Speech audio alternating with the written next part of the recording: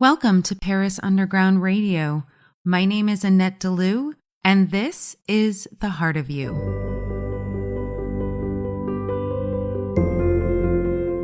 This is episode 11. We are going to be talking about the laws of the universe. Now, you may not have known that there are actually laws of the universe, but there are. There are 12 of them that we abide by here on Earth.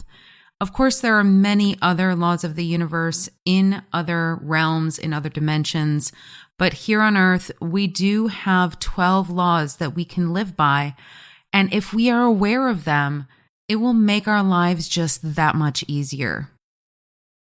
Now, most people have already heard of the law of attraction, and that is one of the most popular laws. People know about it just because of various different books and movies that have been written about it. The one thing that is important to know, though, is that these laws are always in effect. They're always working on a constant basis. It is whether or not you are tuned into these laws and how you can use them to your advantage. Some of the other laws that you will hear today might be familiar to you, but you didn't really realize that they were actual laws of the universe. And that is the case with the first one, which is called the law of divine oneness. And this law speaks to the fact that every single one of us is connected. We are all part of the divine, so we are all also part of the universe. However you would like to frame it, we are all part of each other. So when you are looking at another person, if you can imagine that they are a part of you. And I know it's hard to imagine that everything is connected, but if you really tap into some of those synchronicities that you experience in your day-to-day life, it is really hard to deny how connected everything is. Think about the last time you got a phone call from a friend, and the second you pick up the phone, you say, "Oh my gosh, I was just thinking of you and I was just about to call you."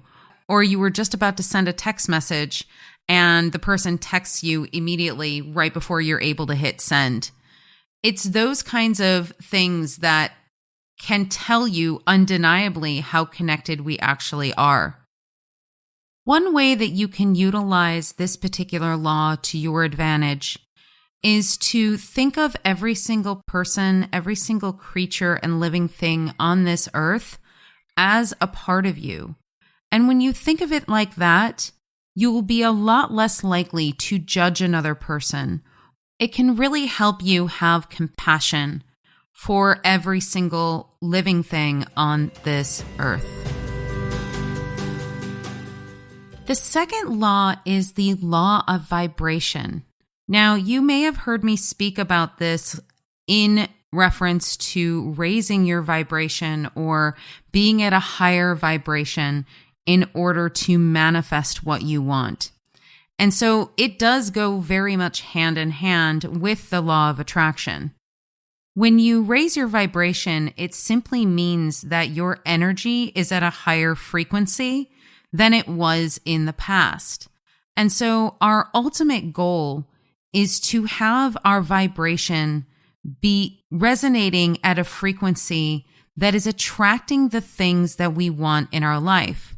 So if you think about emotions as vibration, where actually everything on the planet has a vibration, that vibration is constantly changing and evolving.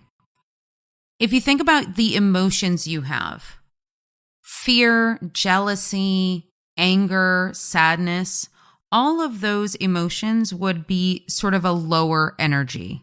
If you think about joy and happiness and compassion and love, those are all higher vibrational frequencies.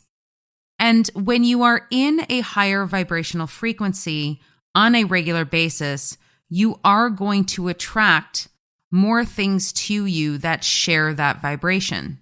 You may ask, how is it that I can raise my vibration? There are so many ways to do it, and for each individual person, it's going to be completely different.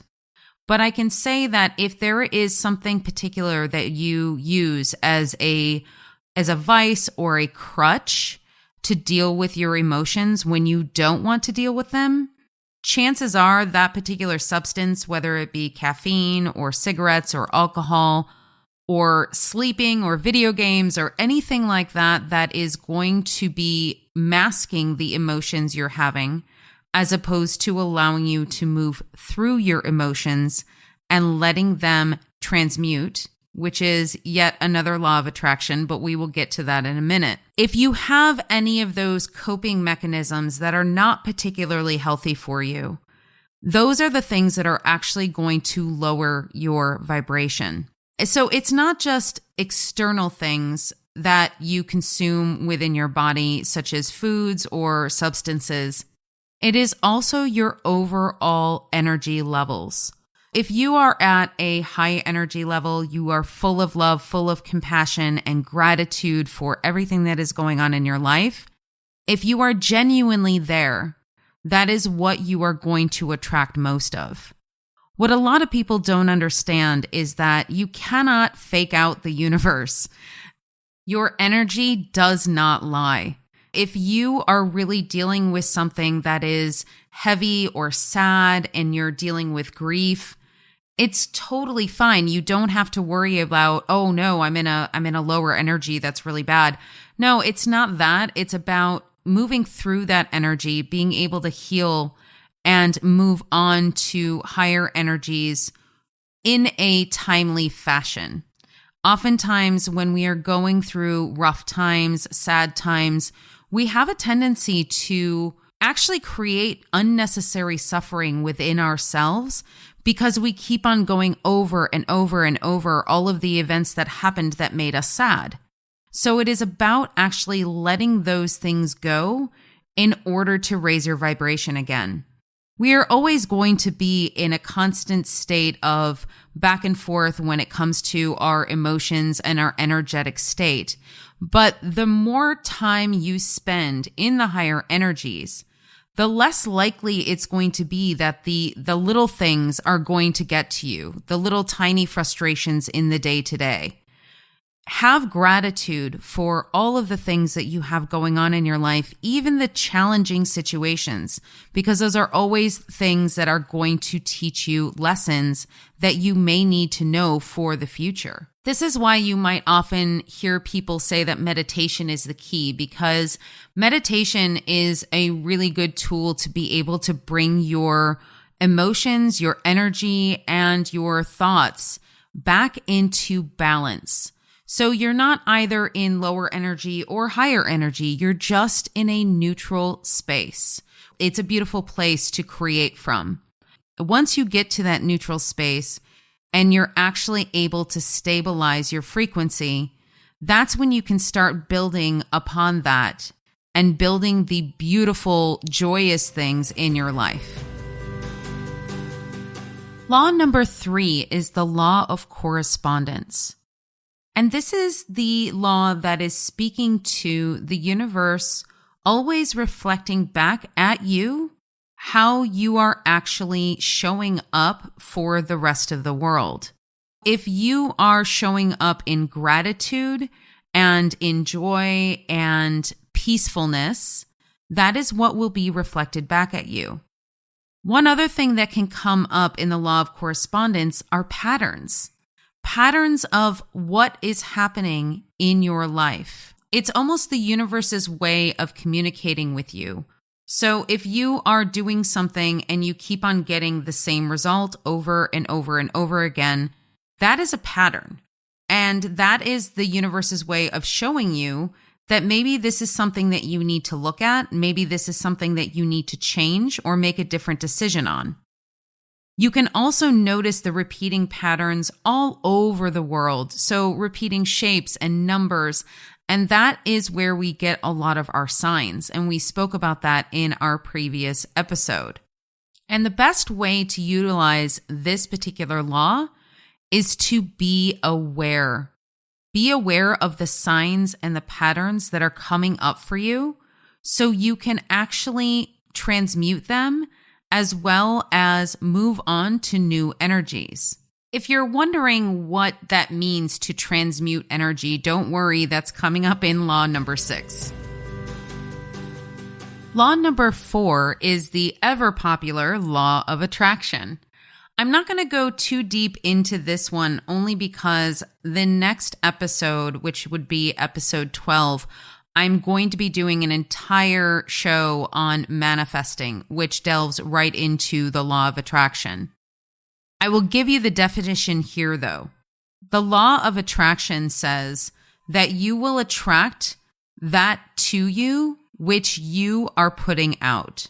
If you are in a constant state of judgment and sadness and sorrow and anger and frustration, you are basically going to get more of the same. So you have to actually shift your thoughts, you have to shift your energy, your visceral reactions of how you feel about things in order to start attracting to you what you want in your life. And the things that you don't want are there to show you that you don't want them. Once you realize the things that you don't want, you can start focusing on the things that you do.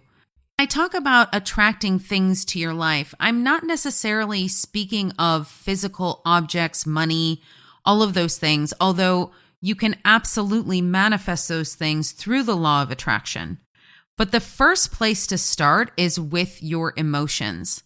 So instead of saying, I would like to attract more wealth and abundance into my life in the way of money, you can simply say, I would like to have a feeling of peace and joy in my life. I would like to have abundance so I am able to help others and myself. If you start with the intangible emotions first, it allows the universe to bring to you what is best for you at this time. Because what we might be asking for as far as tangible items might not be the best for us at this moment. If you leave it open to the universe to attract to you the very things that are the best for you at this moment, you are going to be much, much happier in the long run. The 5th law is the law of inspired action. This law is speaking of, yes, actually taking action and doing things in your life. Because you can't just sit on your meditation cushion and will things to you and not do anything about it. So if you are meditating and all of a sudden you get a phone call and it's the dream job that you wanted, but you don't answer the phone, then you are not paying attention to what the universe is presenting to you. So this is a little bit about receiving and being open to receiving what you are attracting, in addition to taking action and taking the steps that you need to take in order to bring this beautiful thing into your life in reality. If you are in a space where you're not being guided to take any action and you're being guided to rest or meditate or do something that is for you in self-care, that still means that the law of inspired action is still in effect. It may not be something that you have to do in regards to the desire you are trying to manifest, but maybe it's simply something that would bring you joy for that day. So if you want to ask yourself, what would actually make me really happy today? Maybe it's taking a nap. Maybe it is going out and having dinner with a friend. Maybe it is playing a video game. I love playing video games, and that's something that brings me joy. And there's nothing wrong with that. So whatever it is that brings you joy, do that one thing for that day, even if it has nothing to do with what you're trying to manifest. We will be right back with the Heart of You after a word from our sponsors. Welcome back to the Heart of You on Paris Underground Radio. And here we are at law number 6, the law of perpetual transmutation. This is something that I mentioned earlier in this episode, which is the transmutation of energy and how important it is to do this when you're trying to raise your vibration.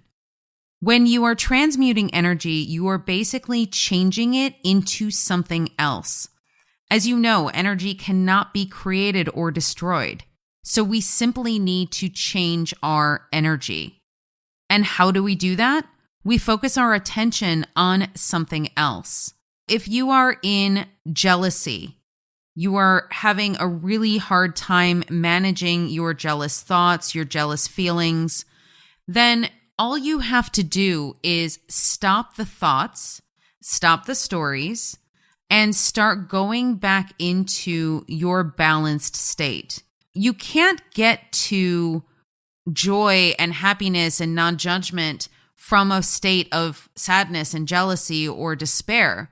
You have to kind of come to that mid-range first in order to launch you into those higher energies. It's almost like taking stepping stones. If you are able to come to that place of balance, and then transmute the energy, rewrite the story, and figure out what it is that will make you happy.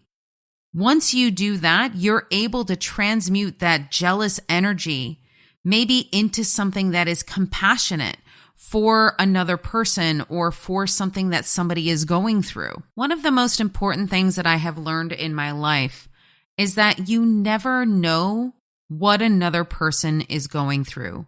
It is almost impossible to see absolutely every detail of another person's life.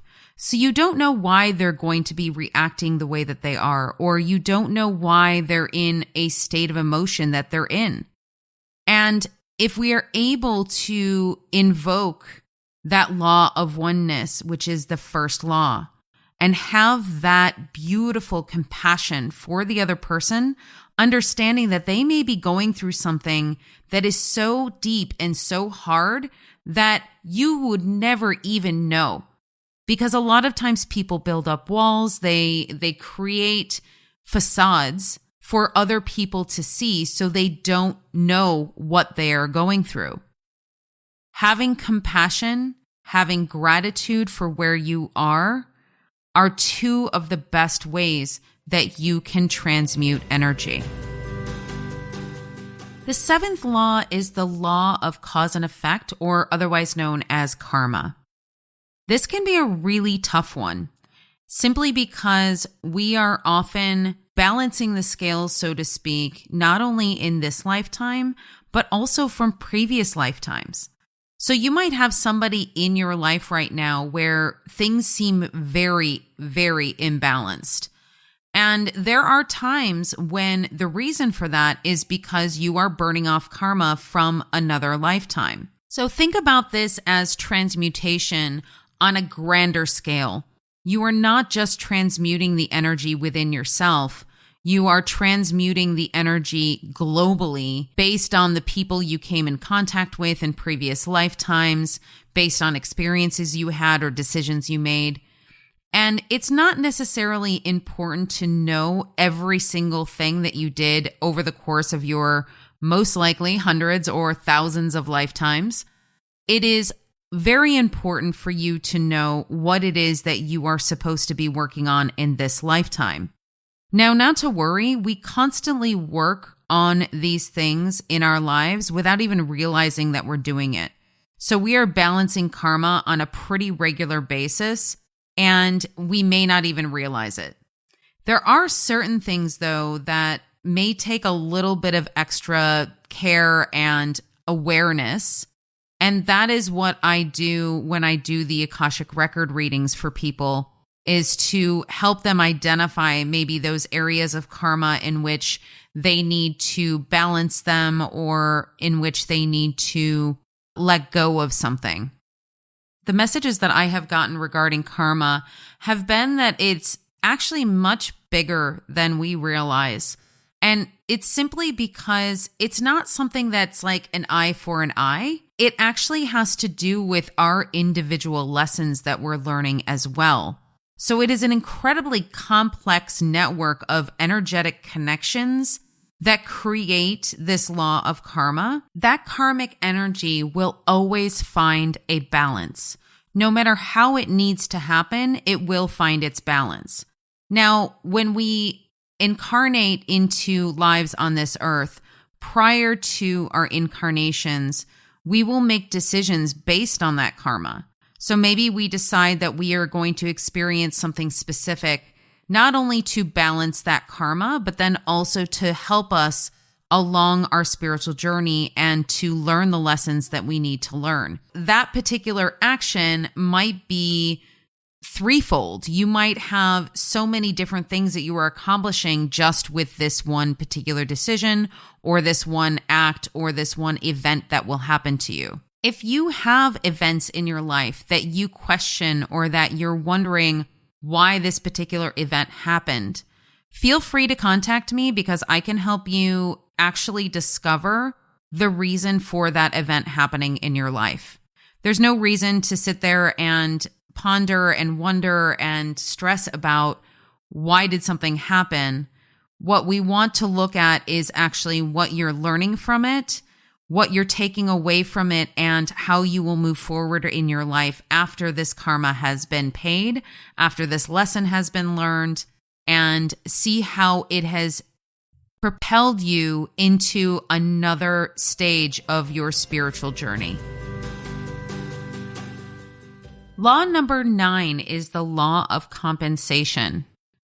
This law states that whatever energy you put out, you will get back as far as compensation. If you notice, there is a theme in a lot of these laws, which is balance. If you, let's say, pay for dinner for a friend and they decide to pay for dinner the next time, that is a balance. If you are giving to a charity and you decide that you are going to give to that charity on a monthly basis, it is likely that you will start to see an uptick in your business life, in your job. You might get a salary increase, things like that. It essentially means that when it comes to energy exchanges, it has to be completely 100% balanced. Now, that doesn't mean it has to be balanced with that one particular person. It means that you have to be in balance with giving and receiving. So if you are one of those people, which I definitely was one of these people for most of my life, where I was an overgiver, I would give constantly, and not just money, it was energy, it was help, it was everything that I could possibly do to help another person. I would do it. And mainly that came out of my desire to be liked, to people please. And so that wasn't coming from a place of genuine love and compassion for somebody else. It was simply because I wanted to feel good and I wanted to be liked and loved. Love comes from love. That's it. You don't need to do anything to get love. Love simply is. It simply exists. If you want to think about this in terms of what do I do when somebody wants to buy me dinner? Do I feel really uncomfortable? Am I always denying the person and saying, no, I can't let you pay. I can't let you pay. How are you in receiving and how are you in giving? Is it a balance in your life? Are there certain people where you feel like you have a hard time receiving compliments, where you have a hard time receiving any sort of criticism? You have to think about every aspect of your life in terms of giving and receiving energy. And if you are giving too much, you will find yourself completely depleted, exhausted. You could actually create disease in your life because of your lack of balance within yourself. If you are not able to receive, you will find that people will not be as attracted to you from the standpoint of wanting to speak to you, wanting to work with you, wanting to be in a relationship with you. You have to be able to receive in order to have a balanced relationship with anyone, whether it's parents or a lover or friends, coworker. It doesn't matter who it is. You have to have that balance. Next time somebody gives you a compliment, maybe practice this. If they say, "Oh, those are fantastic shoes. I love those," simply say thank you. That's it. You don't have to compliment them back. You don't have to say anything back. Simply receive, because that will get you into the habit of understanding what it means to receive energy, to receive compliments, to receive money, all of the things that you want to have flow into your life. It needs to be accepted, right? So you have to be able to receive what is coming to you. Because if you start manifesting and you are doing fantastic manifesting, you're doing your journals, you're doing everything, you're like, why isn't it coming to me? Well, are you in the receptive mode? Are you actually trying to receive what is coming to you? Because if you have all sorts of walls and blocks up in regards to receiving, it's not going to come to you. And a lot of times when people have issues with receiving, it has to do with self-worth. Most of the time, it has to do with somebody who doesn't feel like they are worthy of what is coming to them. So that is going to be a solar plexus chakra issue. If you would like to do some meditations in regards to your solar plexus, there are a ton of them on YouTube. You can just type in solar plexus chakra meditation and there will be pages and pages of them. I highly recommend doing a meditation such as that in order to help you with self-worth and receiving. Law number 9 is the law of relativity. This law states that everything is based on your perceived perception. So what is absolute joy and bliss for you might not be joy and bliss for another person. Just because you feel like your life is supposed to go in a particular way and you see somebody else and maybe their life is going better than yours. And all of a sudden you start judging that and you start saying, well, you know, their life is better than mine, but they don't deserve it because they've done X, Y, and Z or whatever the case may be. It simply is not for you to judge because you have no idea what they have gone through. You have no idea what their life lessons are. And everything is relative. It is about your own personal experience, your own lessons that you are here to learn, and that is it. It is not for you to judge another human being and where they are. It is not to judge anything on this planet because everything is happening in divine timing. If you think about this law in this way, you cannot judge another person's journey unless you've walked in their shoes. You've heard that expression 1,000 times in your life, I imagine. That's exactly what this law is speaking of. You cannot understand what another person is going through unless you have gone through it. It is also something that you have to understand in terms of many, many lifetimes. Maybe in this lifetime, you have not gone through this particular experience, but you definitely have in another life. If you start thinking about it in terms of multiple lifetimes, multiple experiences. And if you think about the fact that throughout the course of our many, many lifetimes, we have all been pretty much everyone. Therefore, you cannot judge another person for who they are. If you want to take a look at what is going on in politics, everybody's judging everybody else. But I can guarantee you have been, whatever side you're on in politics, you have been on the other side. Now, maybe that was 15 lifetimes ago, but it still happened. Even if you are not aware of it, just thinking about the fact that we have all been every single person, every single experience, and even if you haven't yet, they are things that you will experience. We are here to experience nearly everything we can possibly experience on this planet. And this is yet another law that can really invoke a lot of compassion for your fellow human beings. Even if you don't agree with something somebody says or something someone does, it's okay. You can continue to not agree with them. You can decide not to engage with them, but you have to also understand that they are doing the best that they can, and they have a completely different perspective than you do. Life is happening for you, not to you.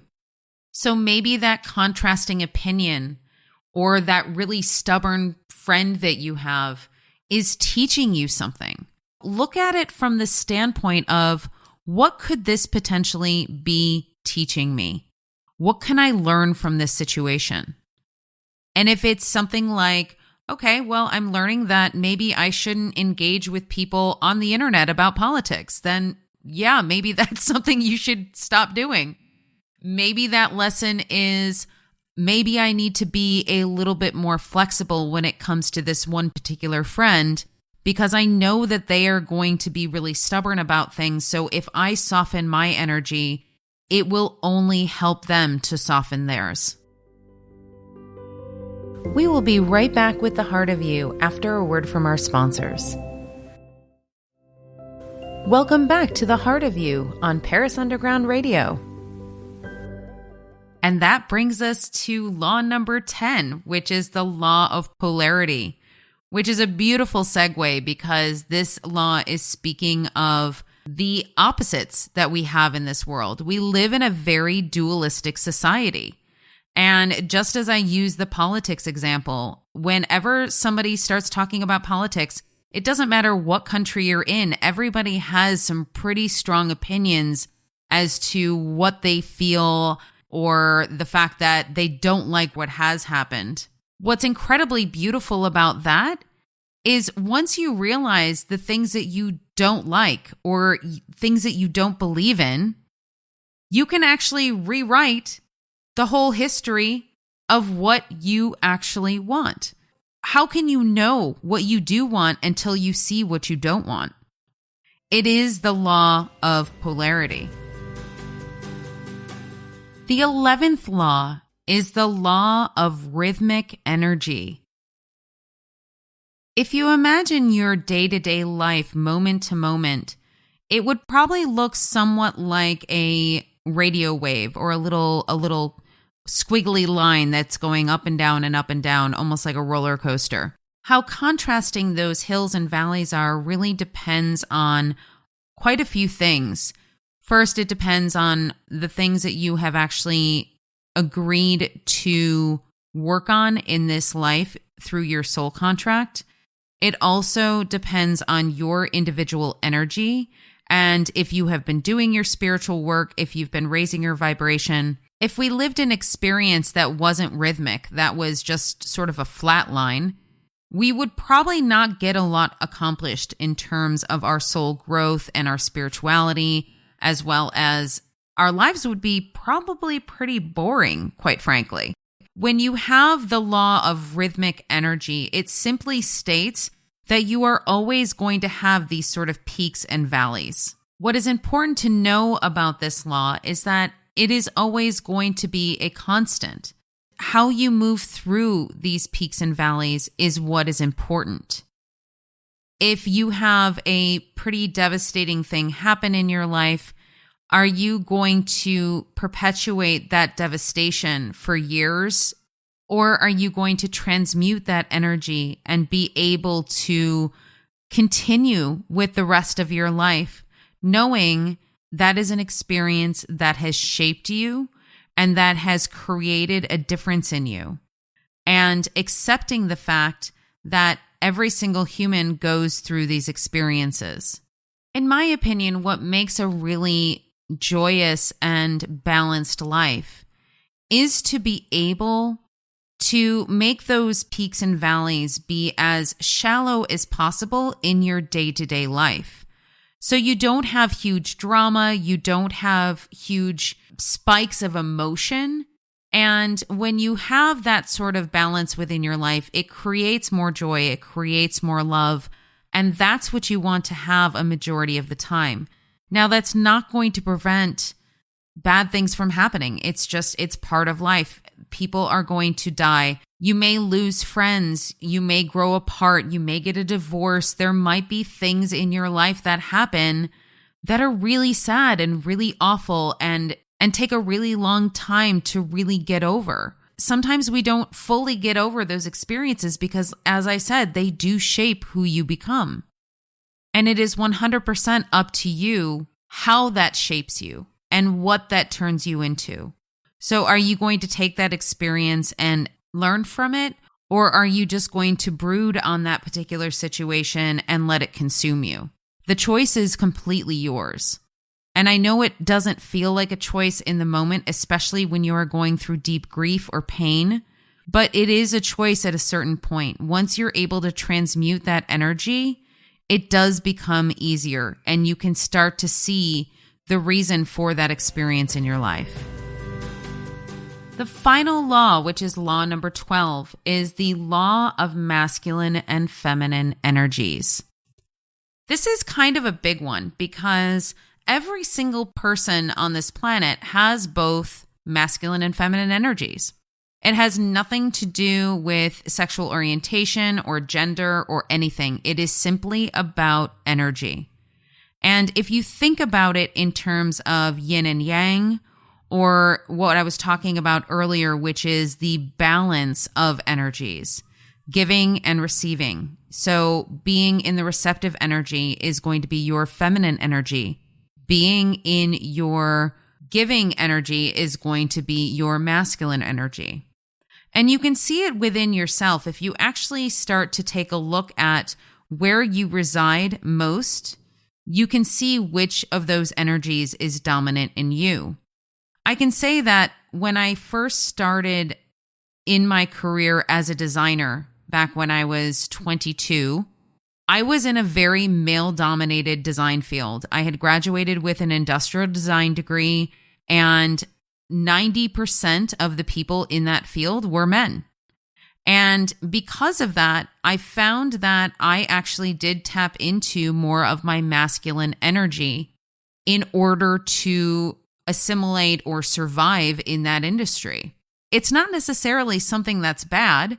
It was just something that sort of created an imbalance in me because as much as I was residing in my masculine energy, I continue to do so, especially when I went on my own and started my own business. The problem is that it does create this imbalance within the person if you are residing in one energy or the other a majority of the time.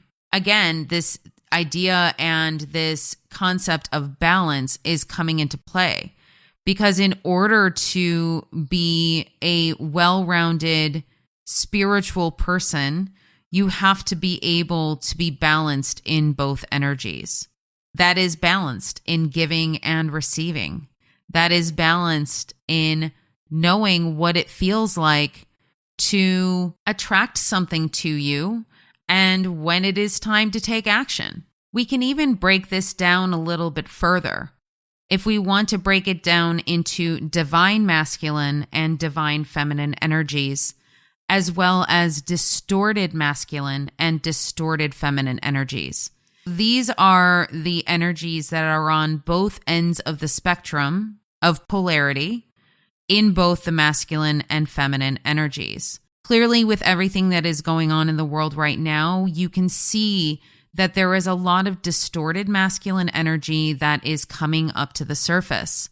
One of the things that I've had discussions about with many people over the course of the last several years is that, yes, it seems like it's getting worse in the world, but it's actually coming to the surface so it can be transmuted. So if you remember what we were speaking about when you were trying to transmute energy within yourself, you cannot have it stuffed down and hidden. It has to be brought to the surface in order to be transmuted. That means that you're going to see all of the ugliness and all of the hatred and all of the things that you may not want to see in order for it to be eradicated. I encourage you to take a look at some of the situations in your own life and start looking at it from the lens of, is this in my divine feminine energy? Is this my divine masculine? Or, in fact, is this in a distorted energy? Is this in controlling or jealous or judgmental energy? All of those things are going to be in that distorted nature, whether it be distorted feminine or distorted masculine. The one thing I can say about my experience with all of these laws of the universe is that the pendulum always swings. It's always going from one direction to the other and then coming into balance. And that is the case with most things in life. Sometimes we have to swing that pendulum really far to one side before it can come back to the other side, and then before it can come into balance. But like I said, when you're working on these energetics, you cannot go from hatred to love in just one step. There are many, many steps in between to get from that place of hatred to love. Utilizing these 12 laws of the universe can really help you with that process. You may not be feeling hatred, but maybe you're feeling annoyed. Maybe you're feeling other lower energies. And knowing these laws of the universe can really help you to start transmuting, start balancing, and start living the life that you want to live. Thank you so much for listening, and join us next week for episode 12, where we talk about how to create your most magical life with manifesting. I would like to thank Paris Underground Radio for producing this episode. If you haven't already, send them some love by following Paris Underground Radio on Facebook, Instagram, and YouTube. My name is Annette Deleu, and you can reach me at infinitesoullove.com. You can also follow me on social media at infinitesoullove1111. That's on Facebook, Instagram, TikTok, as well as YouTube. Thank you again, and see you next week.